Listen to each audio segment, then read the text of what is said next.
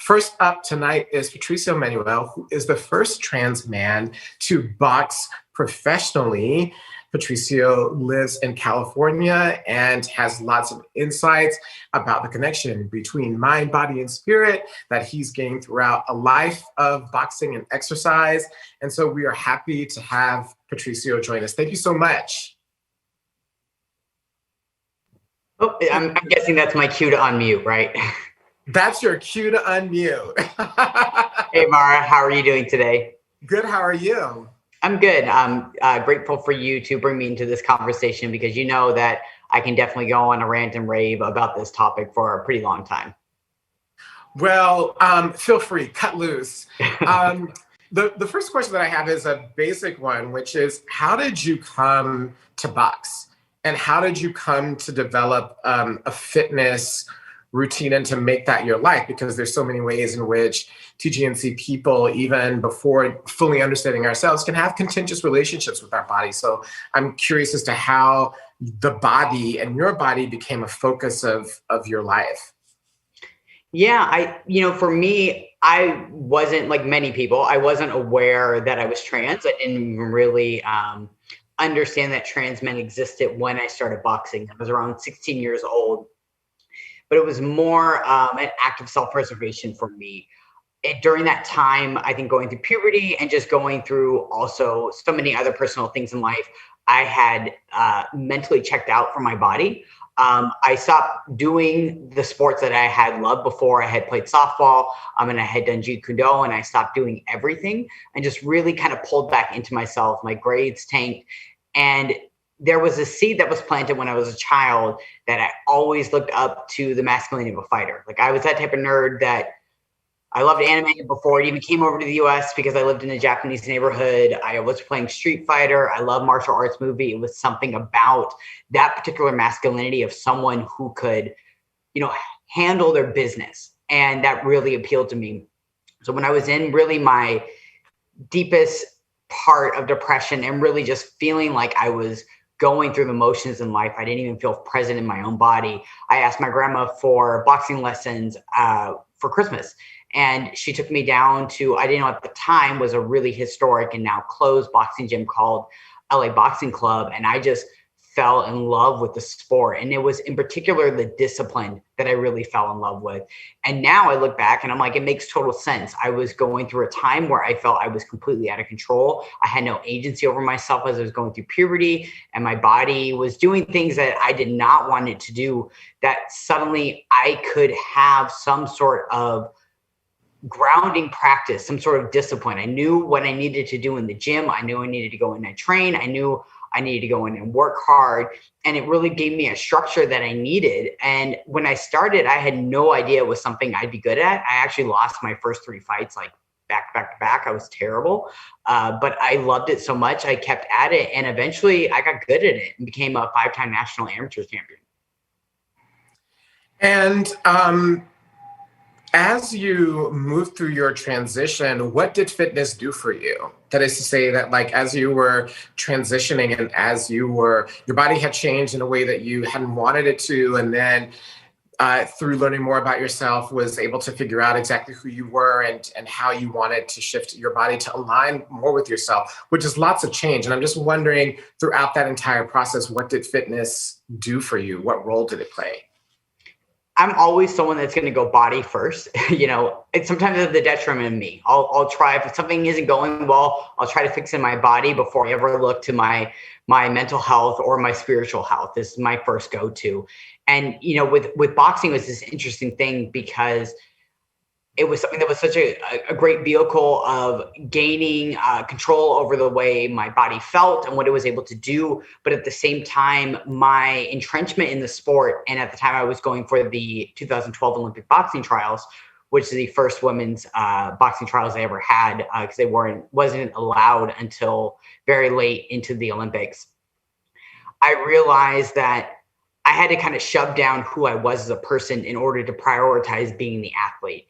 And when I was injured after making it to the Olympic trials, and again, went into the spiral of depression and I hit rock bottom, I had to really look at who was I beyond an athlete? Who was I beyond my sport? Because as much as I didn't want to think about it, I was really hit with the reality of having a near career ending injury, that boxing wasn't always going to be there. Mm. My sport wasn't going to always be there, but this body, me, I was always going to be here. So that's when I made the decision to medically transition. And I think, for me, boxing and being involved in fitness and being involved in regimen, like these are the things that really have, I would say, represented the man that I've been inside. And that is someone who has always found a way, that has loved to work hard, who has always pushed through and, isn't afraid to have to stand his ground. So I think the sport and fitness really helped become a physical representation of what I was always feeling inside. One of the things that you do is that you also train a lot of different people from a lot of different backgrounds, all different body types, all different genders, all different gender identities. And what are you able to apply from your life of fitness to help keep other people on their fitness journey? Yeah, so I've been a personal trainer since I think 2007. So I've been doing this for a minute, and I always like to joke that I was a really crappy personal trainer when I started out, mainly because I was using just a very normative fitness background in terms of like, this is what you're supposed to do if you're supposed to, gain muscle or lose fat. And when I started really becoming aware of that, I had a privilege. I had a really unique privilege as an athlete that had access to not only the sport, but really great strength and conditioning coaches and physical therapists that work with some of the best athletes around. That what was important for us when we worked out was being better at our sport. It wasn't about looking a certain way. It wasn't about, yes, I'm a weight class sport athlete, but it wasn't about necessarily body composition. It was either this is making you better or you don't do it because it's taking away time from it. So I really use that type of background to inform my own training.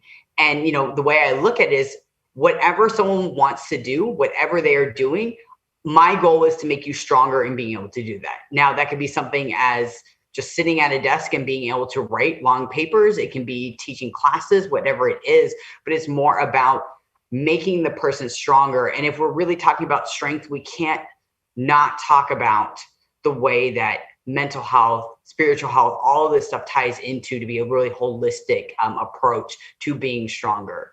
I've learned it myself. If you just focus only on the body and don't factor in all the other things that are going on in your life, it eventually is going to catch up with you, and it will relate itself into your body, as all my injuries were a result of. If people are just starting out on their fitness journey, what are the things that you advise them to do? What is your kind of overall counsel? And also, I just want to remind the audience that if you have any questions for Pat, send them through so that we can ask while that he's on and available. But what do you, in general, what do you advise people who are just starting out and wanting to start on a journey? First thing is slow down. I think we are inundated with products that are about 30-day fat loss transformation, 90 days to the body of your life. It's not going to work that way. As if you move too quickly, it's not going to be sustainable, and nothing that you want to do should be not sustainable. This is, unless you're an athlete like me and you have a very short timeline, this should be something that becomes a practice in your life. And you really have to take an honest look at yourself and be like, what do I want? Why do I want it? That's very, very important, because you're going to have to look back on that later. And then look at the small steps to getting there. And I mean, as small as possible. I always tell my clients, if we're setting up a workout program for them, I would rather they be 90 to 100% certain that they can do it. Now, sometimes that means only doing like one exercise out of 2 days. That's fine. I would rather someone have something to build on, and then we keep moving from here rather than shooting really quick and then dropping back down. I think too often we are taught to rely on motivation, and the concept of willpower is such a fallacy. It is something that is limited. It is a resource that you should only use when you need it. But if you build in habits and make it a sustainable part of your everyday life, you're going to have a long-term success. And really just enjoy the journey.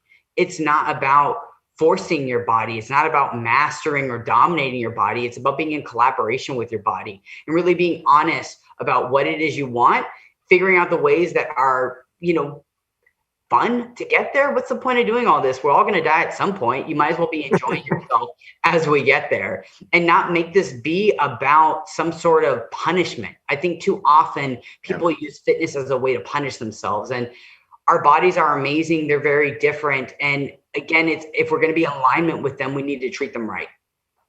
Yeah, I think that that's a really important point about using, it's even, a lot of times fitness is even sold as punishment, right? That you have to put your body through these extremes. One person just asked Danny a question, says that if you're newly out as non-binary and uncomfortable being in a boxing gym for now, what do you recommend doing at home to start learning how to box to box and to prepare yourself both mentally and physically, they say? Boxing is one of those sports that I really feel needs to be learned in person, but you can really help prepare yourself before stepping into the gym. And I think doing like basic things like push-ups, getting in some cardio, whatever form it is for you, whether it's like jumping rope, because you're going to have to jump rope in boxing. It could be going for a run. It could be going for a swim, and really start studying the boxers that you like. See the things that you do, immerse yourself in the sport as much as you can. It's never going to be the same as stepping into the actual gym. And I know it is very intimidating when you first step in. It's very loud. There's a lot of people. There's constant noise going on. And understand, like, you are going to have hesitation and you are going to have anxiety. Like it's something new, and it's something that boxing's intimidating, but I hope that you find a gym that is accepting, because I also know that once you get involved in boxing, it is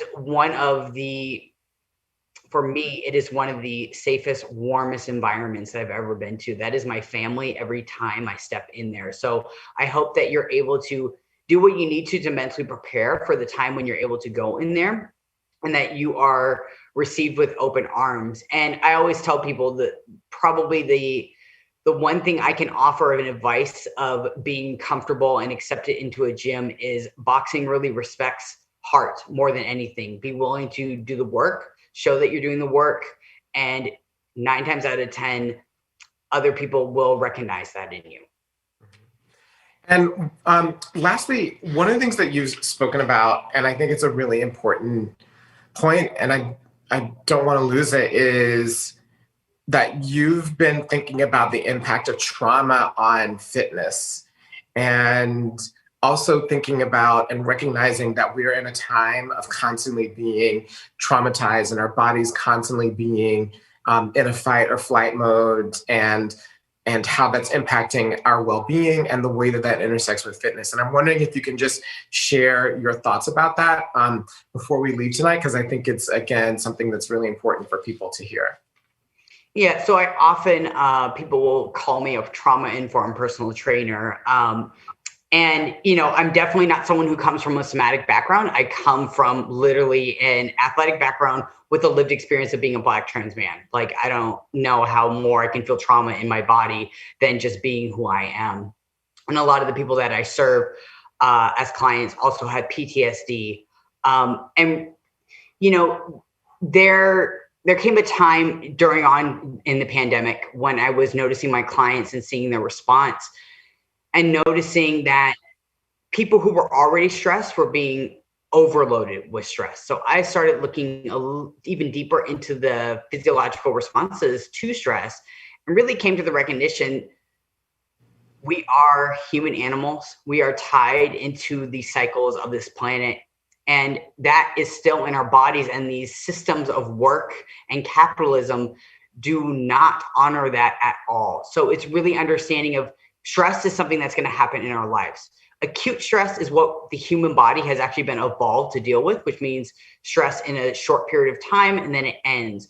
Unfortunately, most of us are inundated with trauma, whether it's childhood trauma, because I personally don't know anyone who hasn't endured childhood trauma that continues to cycle into our bodies, or just living with things like, I can't end white supremacy. That's a threat I cannot end. I cannot end transphobia. That is a threat I cannot end. So how do we learn to cope with these constant influx of threat that our body only understands that there's a fight going on? It doesn't understand that it's not like a bear. It has the same response over and over. So really learning to teach the body when to find rest, prioritizing rest and recovery. Because I know a lot of times especially during COVID, people have this response of like, okay, things aren't going well. I got to work really, really, really hard right now just to get through this period. And that may actually be counterproductive, because if you're already in a stress response, hormone cortisol is really heightened. You're going and putting yourself through a more stressful environment. There's going to be a point where your body's so flooded that it shuts off actually cortisol production, because it's like there's too much of it. Suddenly you go through that phase of like, wow, I just can't, no matter how much I sleep, I can't get up. I just can't wake up. I can't feel alert, or you just don't have the ability to sleep at all because it's completely cut off its melatonin. So a lot of the work that I have been moving into particular, and where I'm looking at where is the evolution of my training, is how do we restore those cycles in someone's body so that when those moments of stress come, that they're able to handle them. Because I think the concept of stress management is insulting for someone like ourselves. Like, how do we manage things that are trying to kill us and may not look like necessarily someone with a knife stabbing us, but could also be that person? How do we manage all these things in our body? And I think this is really important to super marginalized communities, because we see so many early deaths from diseases like diabetes and heart disease and cancer. And they're showing links to the environment that is causing these things. And I don't necessarily mean about only toxins, but we know environmental racism is a part of the thing. But the fact that we are constantly in a world that does not want to see us live. And this is the way it's also killing us, is by making sure that we're constantly in these states of feeling like our lives are about to end. Because in reality, for a lot of us, that's the way it feels. So helping to teach people to be more resilient in their body so that we can toggle between like being stressed, learning how to down regulate ourselves so that we can come back stronger for the fight. Yeah, I think that that's really important. And I know that so many people will relate to everything that you said about the impact of this moment on our bodies. And as well, it underscores then what you said before, which is that if we're starting to do fitness in this moment, that we need to be extremely gentle with ourselves, that we need to move slowly into it, recognizing that we're not in a normal time and the things that are impacting us. Thank you so much for coming on tonight. I really, really appreciate you and not only the groundbreaking role that you have had in our community, actually historic role that you've had in our community, but also the way in which you continue to contribute your thoughts and ideas about how to make sure that we're able to live and to thrive. So thank you so much for coming on. All right. Thank you so much for having me. That was Patricio Manuel, who is the first trans man to box professionally. He is also a personal trainer, and you can see a full interview that I did with Patricio in the documentary The Future of Trans. It's on YouTube on the Translash page, and it's definitely, not surprisingly from our conversation tonight, worth checking out. You're watching Lives at Stake.